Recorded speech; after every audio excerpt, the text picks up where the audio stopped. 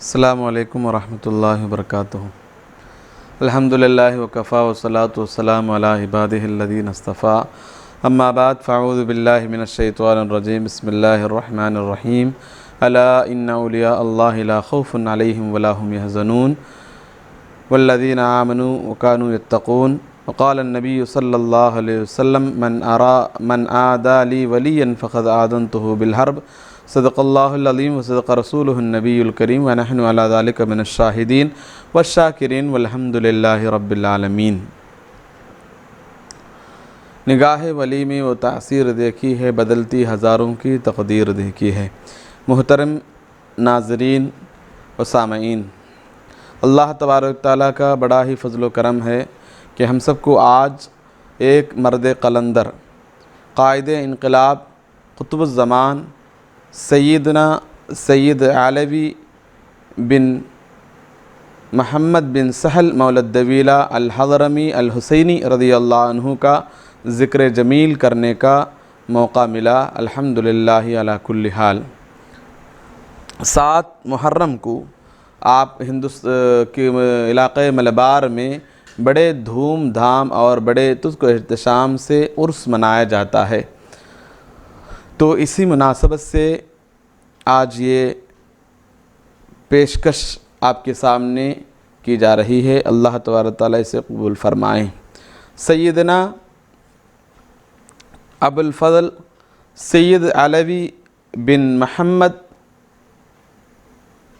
بن سہل الحسینی الحضرمی رضی اللہ عنہ کی ولادت حضرموت کے تریم علاقے میں بروز ہفتہ ذی الحجہ 23 کو 1166 میں آپ کی ولادت مبارکہ ہوئی۔ آپ کے والد گرامی سید محمد بن سہل المولد دویلہ وقت کے بڑے عالم ہونے کے ساتھ ساتھ اللہ کے بڑے برگزیدہ اور مقبول بارگاہ الہی تھے۔ الحمدللہ آپ کی والدہ ماجدہ سیدتنا فاطمہ بنت علوی الجفری رضی اللہ عنہا بھی نیک سیرت و نیک صورت خاتون اور خدا سے ڈرنے والی خاتون تھیں۔ انہی کی پرورش میں آپ اپنا بچپن گزارا۔ الحمدللہ آپ بچپن سے کافی ذہین تھے۔ 8 سال کی عمر میں آپ نے پورا قرآن حفظ کیا اور اس کے ساتھ ساتھ حضرموت کے بڑے بڑے علماء کرام سے آپ نے درس نظامی کی متداول کتابیں پڑھی اور ابتدائی تمام تعلیمیں حضرموت یمن سے ہی آپ نے حاصل کی۔ 17 سال کی عمر میں آپ دین کی اشاعت و تبلیغ کے نیک مقصد لے کر ہندوستان کے علاقے ملبار کا رخ کیا۔ آپ تقریباً 19 رمضان 1183 میں کیلیکٹ کے بندرگاہ پہنچے اور آپ کے ماموں جان کے ہاں آپ کا قیام ہوا۔ وہاں سے کیلیکٹ سے آپ اپنے دوسرے ماموں سیدنا عمدۃ الواصلین سیدنا حسن بن علوی الجفری رضی اللہ عنہ کے گھر آئے۔ وہاں آپ نے اپنی رہائش گاہ اختیار کیا۔ الحمدللہ آپ صاحب کرامت بزرگوں میں سے ہیں۔ الحمدللہ اس کے ساتھ ساتھ ہندوستان کے جنگ آزادی میں آپ نے نمایاں کردار ادا بھی کیا۔ آپ کے پہلی شادی آپ کے ماموں جان حضرت عمدۃ الواصلین سیدنا حسن الجفری رضی اللہ عنہ کی بیٹی سے آپ کی پہلی شادی ہوئی۔ ایسے تقریباً 3 اور دیگر شادیاں بھی آپ کی زندگی میں ایک بعد دیگرے ہوئی۔ ان میں سے آپ کو اولادیں بھی ہوئی۔ آپ کے اولاد میں سب سے اہم سید فضل پوکویا تنگل کافی مشہور تھے۔ والد محترم ہی کی طرح آپ بھی ولایت کے مقام پر فائز ایک عظیم قائد انقلاب تھے۔ سلسلے بعلویہ جو سلسلہ قادریہ کی ایک شاخ ہے، اس میں آپ روحانی تمام سلوک اور تصوف کے تمام راہیں آپ نے طے فرمائی۔ ہندوستان میں آپ جنگ آزادی کی قیادت بھی فرمائی۔ آپ کے خلفاء میں سیدنا عمر القاضی ولینگوڑی اور ایسے ہی اوکویا مسلیار نور اللہ مراقدہما، یہ دونوں بزرگان دین قابل ذکر ہیں۔ الحمدللہ برٹش آپ ہی کی قیادت میں چیرور پڑھا، جو بہت بڑے جنگ آزادی کے لیے بہت مسلمان جس میں شہید ہوئے تھے، اس میں چیرور پڑھا کی قیادت بھی آپ کے ہی ہاتھ میں تھی۔ اس کے علاوہ آپ ہی کی قیادت میں برٹش سے جنگ کرنے کا سب سے اہم رول جو ادا کیا، آپ ہی کے فتووں کی وجہ سے لوگوں کے اندر جنگ آزادی کا ایک جذبہ، ایک شوق، ایک ولولہ پیدا ہوا۔ آپ کی کتاب السیف البتار، جس میں مختلف 8 سوالات کے جوابات ہیں، اسی کتاب کی وجہ سے ملبار کے باشندوں کے اندر جنگ آزادی کا ایک جذبہ بیدار ہوا، اور آپ کے خلفاء میں سیدنا عمر القاضی ولینگوڑی اور اوکویا مسلیار بھی جنگ آزادی کی قیادت فرمائی۔ برٹش ہی کے دور میں برٹش سے جنگ کرنے کے دوران کافی جنگیں کی، زندگی بھر کبھی برٹش کے ہاتھ میں نہیں لگے، لیکن بڑی کوششوں اور کاوشوں کے بعد برٹش نے آپ کو گولی ماری، جو آپ کے پیر میں لگنے کے بعد آپ کو کافی چوٹ پہنچ کر اس میں کافی بیمار ہو گئے۔ اسی میں آپ کی شہادت اور وصال بھی ہوا۔ محرم 7 کو آپ کا وصال ہوا۔ بروز اتوار محرم 7 1260 میں آپ کو 1260 میں آپ کا وصال مبارک ہوا۔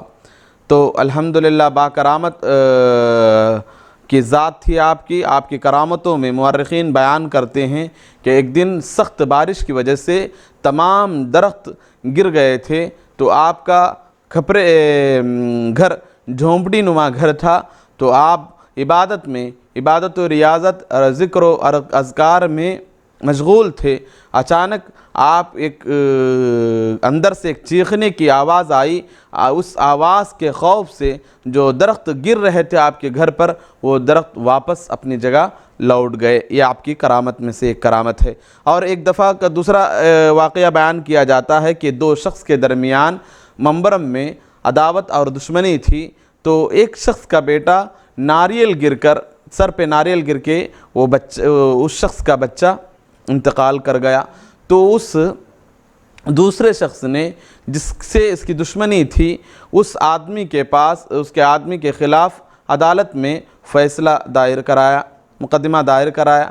تو یہ آدمی جو قاتل نہیں تھا، تو یہ آدمی حضور سیدنا قطب الزمان سید علوی منفرمی رضی اللہ عنہ کی بارگاہ میں پہنچا اور عریضہ پیش کیا، حضور میں قاتل نہیں ہوں، میں نے اس کے بچے کا قتل نہیں کیا۔ تو منبرم تنگل اس آدمی کو جس آدمی نے مقدمہ درج کرایا تھا، اس آدمی کو بلایا اور زور سے بڑی بلند آواز سے حضور قطب الزمان منبرم علوی رحمۃ اللہ علیہ نے کہا، جس نے تیرے بیٹے کا قتل کیا وہ ٹکڑے ٹکڑے ہو جائیں۔ تو فوراً جس ناریل کے درخت کا ناریل گر کر وہ بچہ انتقال کر گیا، وہ درخت کے ٹکڑے ٹکڑے ہو گئے، اور لوگ پہچان لیے کہ قاتل یہ آدمی نہیں بلکہ درخت کے ناریل گرنے کی وجہ سے اس کی موت ہوئی۔